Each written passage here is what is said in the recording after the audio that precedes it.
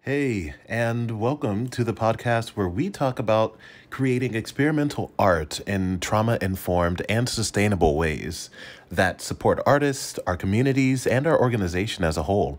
I'm your host, Micah, and you're listening to Any Other Anythings.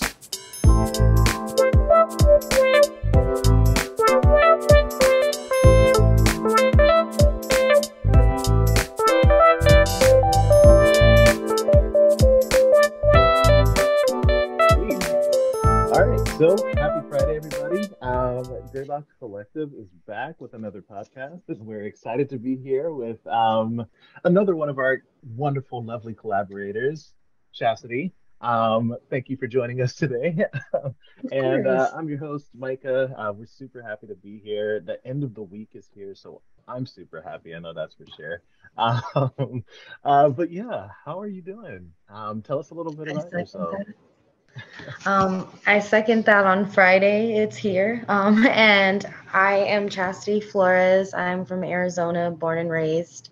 I have my BFA in dance. I consider myself a performer. My specialty is dance. It's just like for me, I've been performing since I could like walk and talk. Like I was a Mm, pageant baby. So like, I was kind of groomed for this stage and like the way that I've perceived performance since then has become something that's healing for me, mm. like personally. Like, and I think that like being able to display other things that I can do, like singing, editing video, like poetry, even like Yeah, whatever yeah. facets of art you can like really draw from. I feel like Gray Box Collective has kind of like allowed me opportunities to like do my things. I love that. I love that. Okay, so you said you're born and raised Arizona. See, I migrated from Mississippi to Arizona when I was about 10, and I'll tell you, the heat killed me. I could not have been happier when I finally was able to run away. Are you a fan of the heat? Like, does it bother you? Do you feel like you've acclimated? Is your body just embracing it?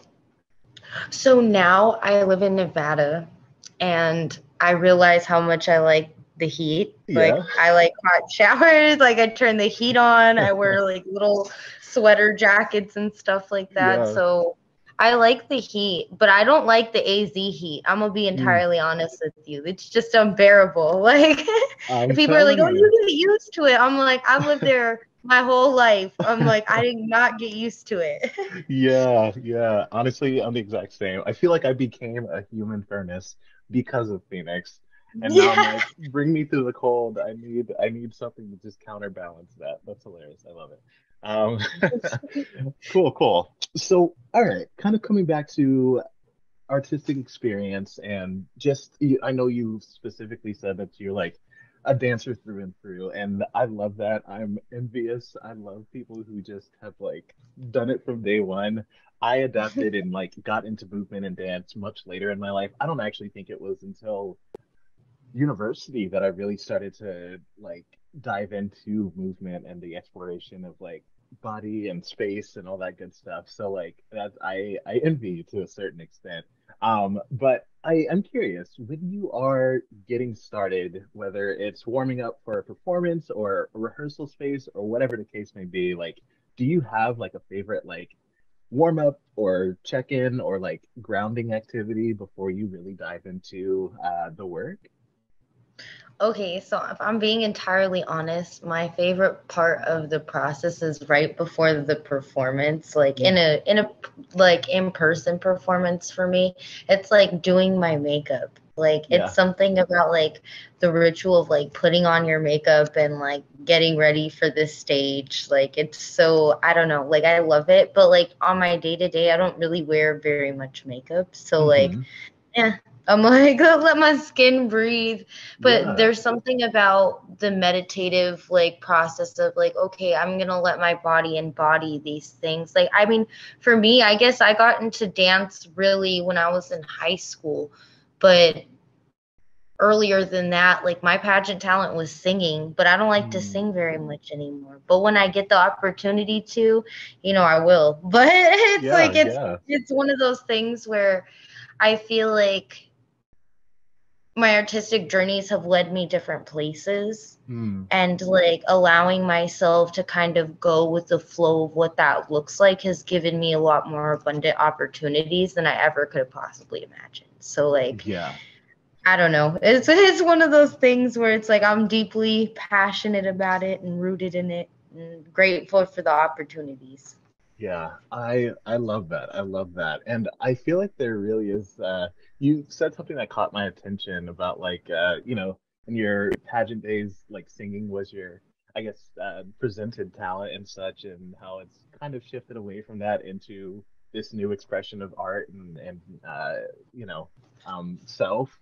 I am curious, and I don't mean to pry, so you don't have to No, it's answer, but okay. yeah, like when, because I guess the question is like, when you started doing your pageant days, like how young were you? Did you feel like you had to sing? Like, where do you feel like the transition happened from like, you know what, I think that this isn't something that I want to fully explore anymore, and shifted into dance per se?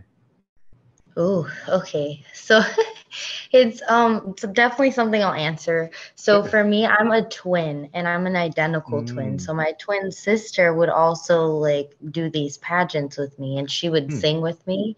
And I always felt like it was tied to her identity and not my own. Like Mm. I didn't have my own identity and that was like kind of being snuffed out in some ways. Hmm. And like later on, as I found out, like I grew up in the system and stuff like that. So I was a foster child. Then I like found out who my real parents were, went to live with them. There was just like a lot that like happened and that I experienced. But dance was something that kind of like helped me express like my emotions when I couldn't, when I didn't have words to say. Like, Yeah. so it was like, yeah, like, and singing, like, I don't know, singing, like, it makes me feel free, but it also makes me feel like I'm stuck in that, like, I don't know. It feels like I'm stuck in that cage still, if that Yeah. makes sense. Like, Yeah. I yeah. yeah.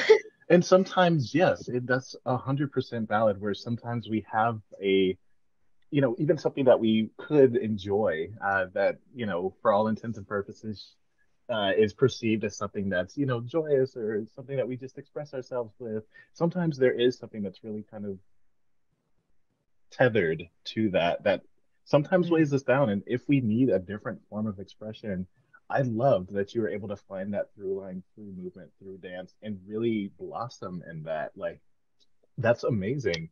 I know that, like, I think part of what keeps me fueled as an artist is like hearing how people like hone into what they love. Because I think sometimes, yeah, we I had a friend in university, I'm kind of tangenting a little bit, that everybody was like, "Oh, you're such a great performer. You should go straight to Broadway, blah, blah, blah, blah, blah." We were all like rooting for him. And I think, like, talking with him now and getting to know, because he ended up not like pursuing theater any further than university. And everybody was like, "Why? You were like the best in our program. Like, you could have gone so far." And I think there's also like just this idea of like kind of like expectations of like whether we're being like pitted against someone, or if we are, everybody's got these expectations like you should. I mean, I even had an educator, sadly enough, in like elementary school. I was in band when I was really young, and played in symphony, and she was like, I loved singing, and that was my expression of self, and that was something that I feel really rooted in. But it's something I've had to work at. And I had a band teacher tell me, like, because she wanted to build out more people in the band, I think, and I was really interested in choir and wanted to drop one for the other. And she was like, you know what, Micah, I actually think that you would make a better instrumentalist than vocalist. And I was like, that's not what you want to tell someone. And like, it did kind of shatter my spirit a little bit, where it's like, well, wait, like, should I listen to someone else tell me what I should be, or should I find that for myself? So again, I really do. I thank you for sharing your story, because I think, sometimes we don't give ourselves permission as artists to let something go if we need to let it go. It's not to say that that's Amen. a bit, yeah, it's not a bad form of expression, but like, if there's something that's attached to that that just isn't for you and your heart and your spirit, it's okay. So yeah, thank you for that. No, I Okay. definitely hear you. I'm like that choir story. Like, I mean, that I heard from my own mom. My mom has the Mm, voice of a cherub, and she was just like, like let your sisters sing, like find your own thing. And mm, it's like, all right, like, I mean, at the end of the day, like I consider myself like a writer. You know, mm, I like my voice. I'm not ashamed of my voice, but it's yeah. one of those things where it's like it's no longer a comfortable place for me. It Mm, takes a lot of my energy. It yeah. takes a lot of like, I guess, of like that thinking, that same patterning. And it's like until I can go back and like try to reassociate it, Mm, like I just kind of put it on the shelf at times. Like I'll sing karaoke, I'll do like, I'll write songs here and there and stuff like yeah, that, or yeah. I'll sing like in intimate spaces where I feel safe and like I feel like I can be Mm, okay. And mm, that's why like there's times where like I've done like singing opportunities with Gray Box, which has kind of like pushed me outside of that like comfort zone for myself. Like, all right, like I'm gonna do this. Like, yeah. but it's like building that confidence within myself, like not living within that imposter syndrome or like Mm, the limiting beliefs that others place on you. Like, mm. yeah, I don't know. Yeah, yeah, that's the key right there. Exactly what you said, those limiting beliefs, because it's like sometimes people want to put labels on individuals or say like, oh, based on what I see right now, you are this or you are that. And it's like, well, we go through different phases. I may not be what you're looking for right now, but that is irrelevant. So, yeah, no, I feel you. I feel you. Okay, cool. So tell me this. In your exploration of movement and dance, when did that intersect with Gray Box Collective? Like, how were you introduced? What projects have you gotten to work with? So I've actually been working with Molly specifically since I Mm, was a freshman in college. So I was a mm, freshman in college like 2014.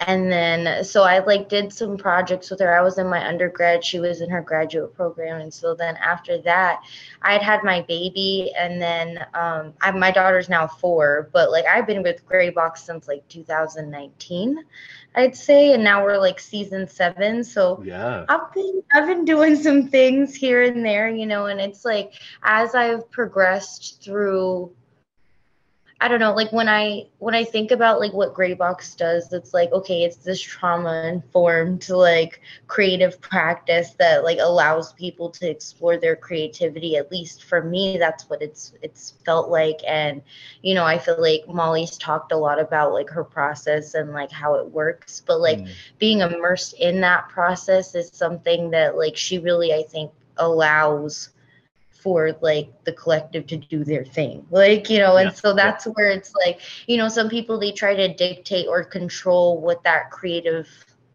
outcome looks like. yeah. And I think for her it's more about like uniting people who have like similar mindsets or like similar like that, like each people that like are part of the collective have things that they have as attributes that they can contribute, that they can, collaborate with. So like that's exciting for me. And it's like that's where I want to be. That's what I want to do, especially with the kind of taboo things that we work with and conversations and things that get brought up. Like for me, that's a very beautiful and honest space to live from. Like I love transparency. I think we all should, but Yeah. that's just me. No, I love that. I absolutely love that. And transparency is really key. I think there's a lot of times where we feel like we need to put up a facade or we feel like we need to omit something or whatever the case may be. And it's like, no. And I feel like every time that I've chosen to be vulnerable in a given space, it's always been okay. It's always like there's always this like fear of like whether it's rejection or whatever the case may be. Like I think there's just this, and not it's not innate. I think it's learned, this hesitancy towards vulnerability, because we look at kids and we look at the way that they express their thoughts and their feelings, and like sometimes we like look at them, we're like, what did you just say? Like, how dare you?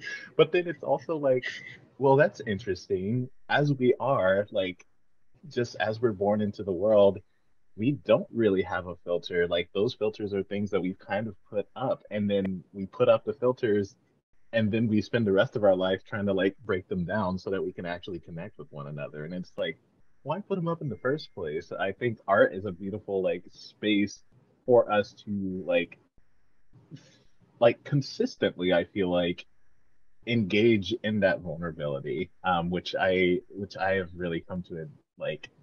I think that's why I don't know about you. I feel like it is a similar like feeling for you, but I know for me specifically, that's part of the reason that I've chosen to engage art as my like through line, like work, enjoyment, leisure, everything. Like I want it to just be central to everything that I do because it is a space of vulnerability and acceptance. So like, yeah, I definitely vibe with that. I love that.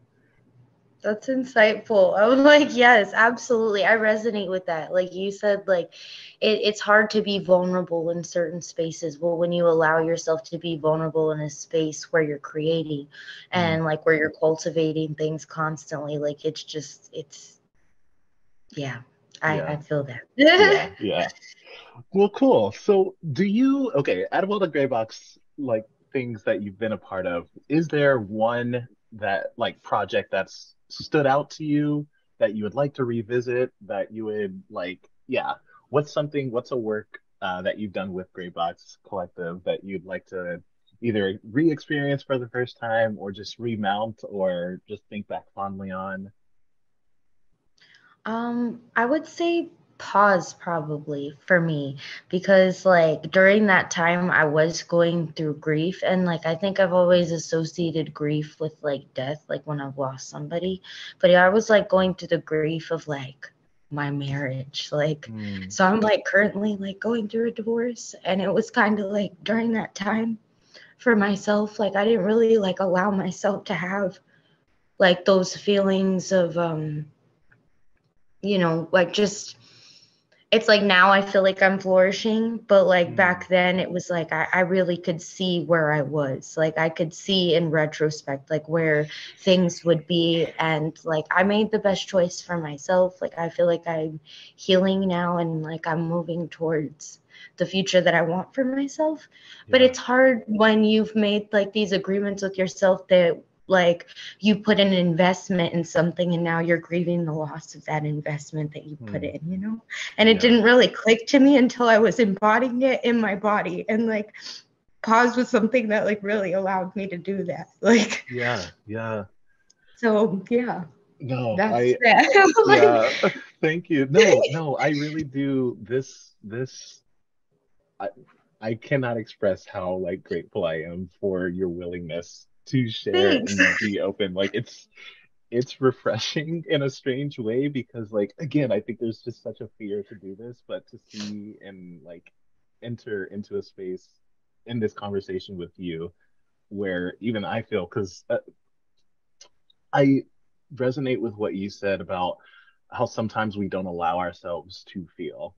I had a very strange like era in my life. I want to say when I was in my early 20s, maybe even like early university days, so 18, 19. But I had a phase in my life where I really did choose to like turn off my feelings. I cannot for the life of me right now remember why I chose to like try to turn everything off and really just like bottle everything in and up, like to the point where I would get on like roller coasters and no emotion, just not enjoy myself. Like I loved roller coasters. It was something that I like grew up liking. My dad and I like really bonded over it, and it was such a great thing for me. But like I would even just get on these things that are supposed to be fun and still not allow myself to feel. And I think like those are dangerous spaces for us to be in as human beings because part of what's like I think of every example of when someone says like, oh, but that's what it means to be human, and it's always tied to emotion.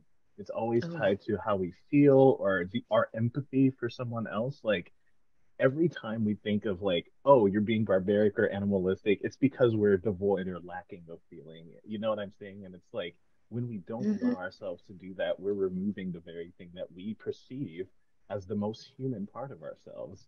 So again, thank you for like giving us the space to like be in these emotions. And my heart goes out to you as you like navigate this transition period.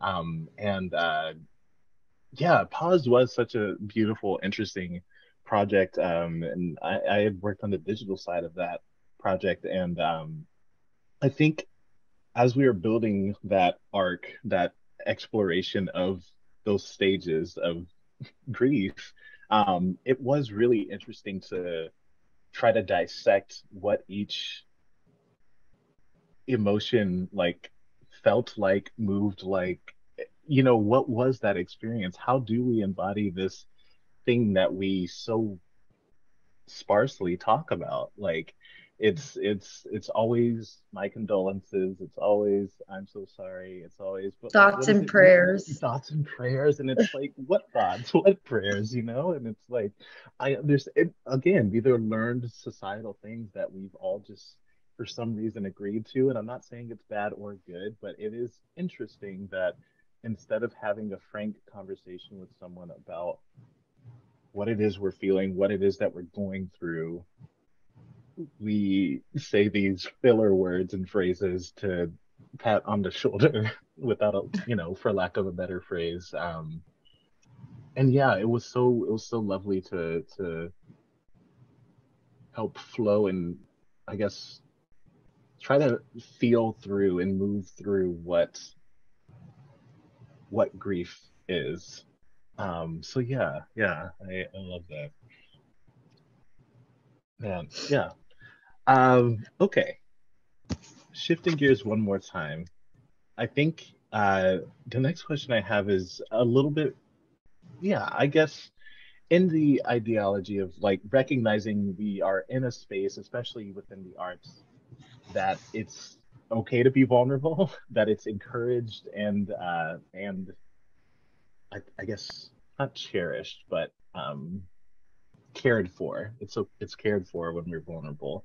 I wondered, like, for yourself as an artist, as a dancer, um, how do you feel like you sustain yourself? What does that look like for you? Like, whether it's self-care, whether it's being vulnerable with other artists, like, what does sustaining yourself as an artist look like for you? Yeah. I mean, sustaining myself as an artist is very interesting for me because it's like when I was thinking about that question, it was like, financially, how do I sustain myself? Mm. Like, like I think, well, right now, like I have a position as a flexologist at Stretch Lab. And so, like, I stretch people all day and Mm. like talking to people and like being vulnerable with them, like Mm. touching them is a vulnerability. So then it's like you ask Yeah. permission, you ask consent to touch them, then you go into the stretches. But like I'm mindful of like how these things pertain to my craft and my art, and that these people are people that like do everyday things, like put cereal like on the shelf or make their Mm. coffee or like drive places or and so like just being mindful that everyone has this experience, everyone has different injuries, everyone's body is different, but then like being mindful of that same thing in movement, like when I Mm. go into a space and I'm a mover, I'm always a mover, like I'm always doing those things, so it's like that applies everywhere. But I think for me, like it's part of sustaining is acknowledging like the interdependency between people. Like I'm a twin, so like I understand that like a lot, and like the importance of that. And like for me, being on the stage and doing what I'm doing isn't just inspiring like me or people who are like me, but like my own child when she gets older. Like, like I Mm. used to watch Matilda growing up and I would see Miss Honey and I'm like, I want to be my daughter's Miss Honey, like Mm.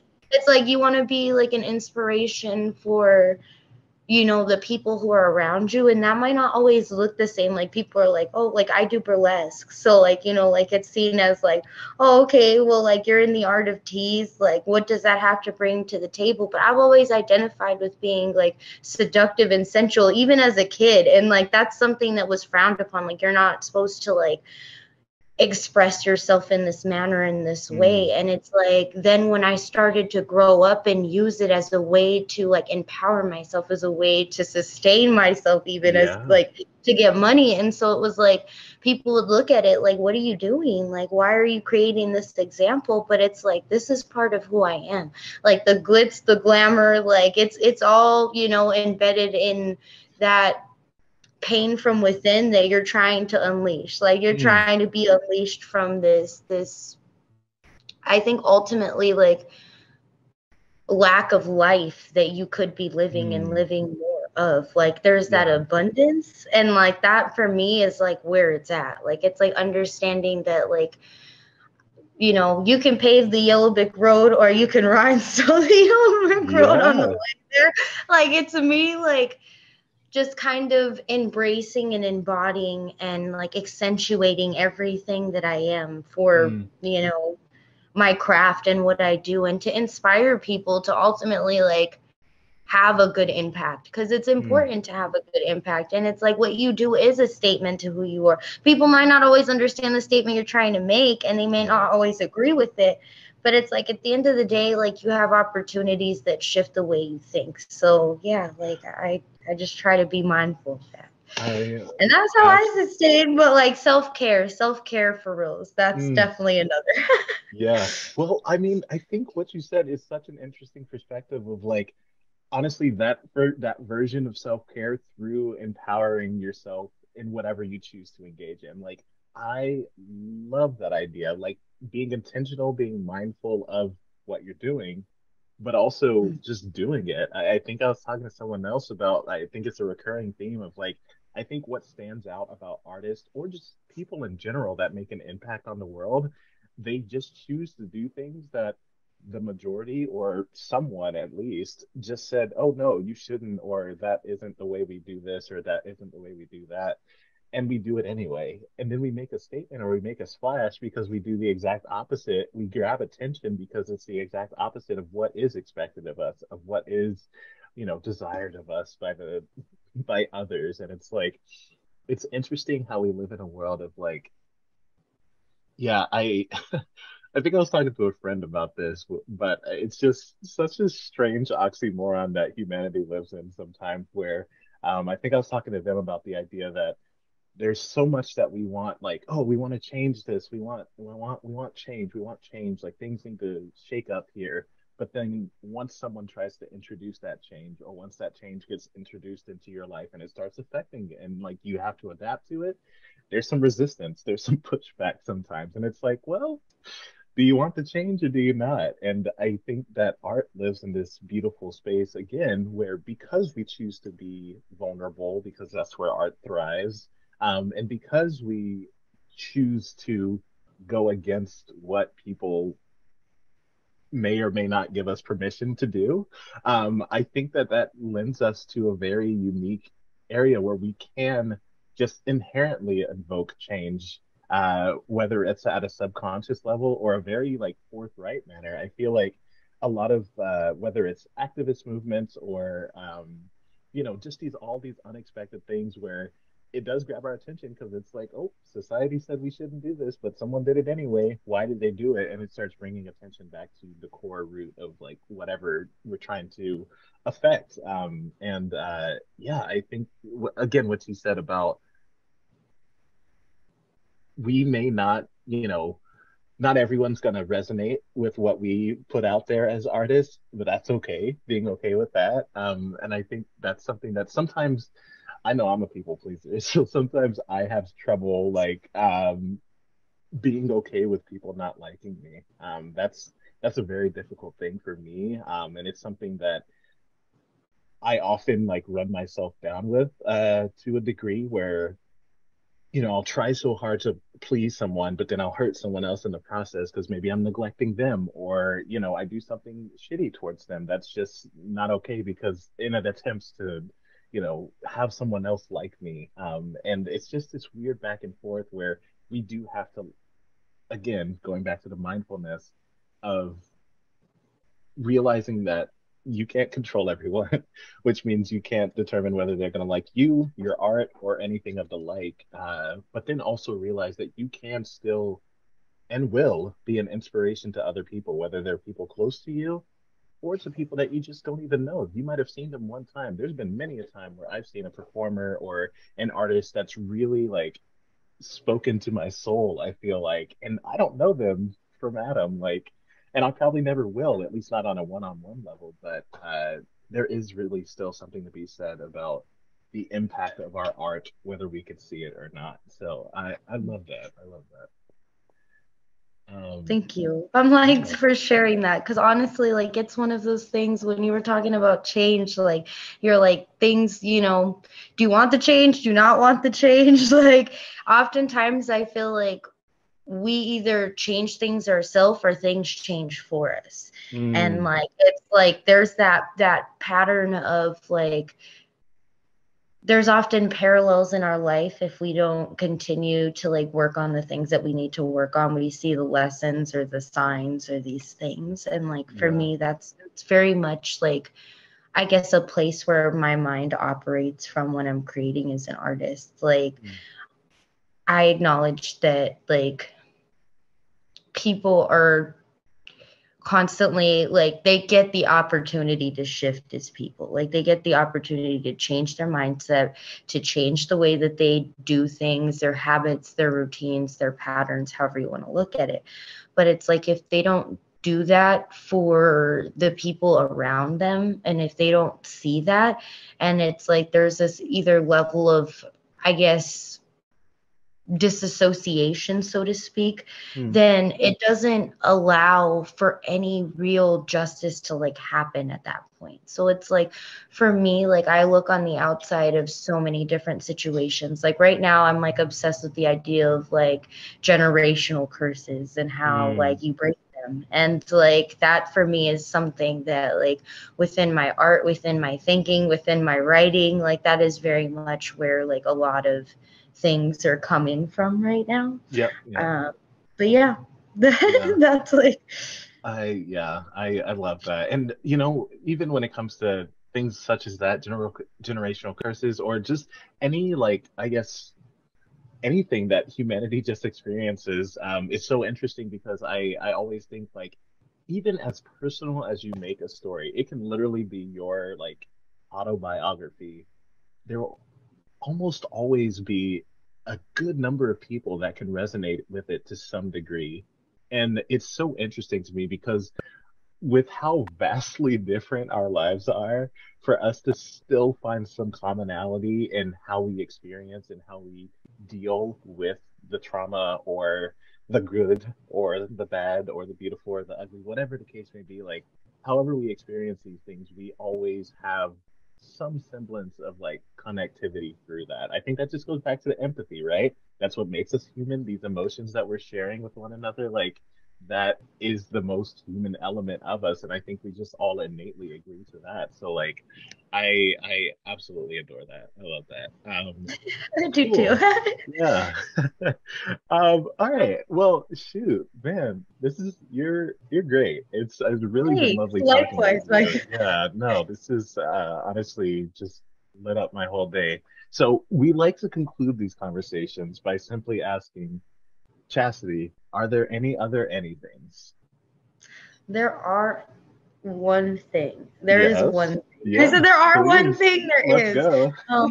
Okay. I'm really, really grateful for the opportunities that like Gray Box Collective has presented within Gray Box Collective and even outside Gray Box Collective. Like Molly told me about the Bill T. Jones and Arnie Zane company coming to Gamage, and it's always been like a bucket list goal of mine. When I was like a student at ASU and I would see people perform at Gamage, I was like, I'm gonna perform on that stage one day.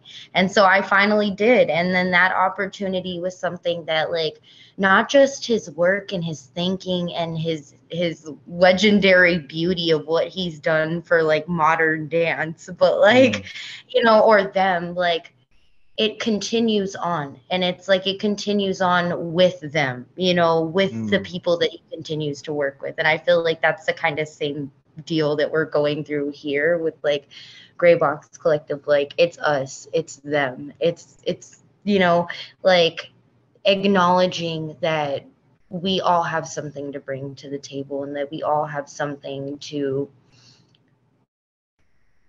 a story to tell. We all have a different way of telling it. And like, that's such a beautiful thing. And like the acceptance of that and the love of that, like, I'm so grateful to be able to do this with you today. And that's just all I really wanted to kind of touch on. And like, thank you. Thank you for your time. No, thank you. It's been lovely. Thank everyone who's listening. And I guess that wraps up this episode of Any Other Anythings. We'll see you next time. All right. See you next time.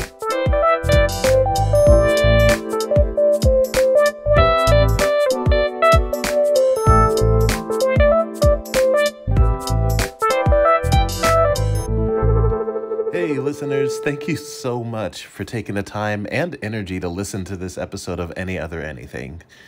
Be sure to check out the show notes for links to find out more about the podcast, the speakers, and Graybox Collective. You can also go to grayboxcollective.com/podcast for a full transcript of this episode. Again, thanks so much for listening, and take care of yourselves. Peace.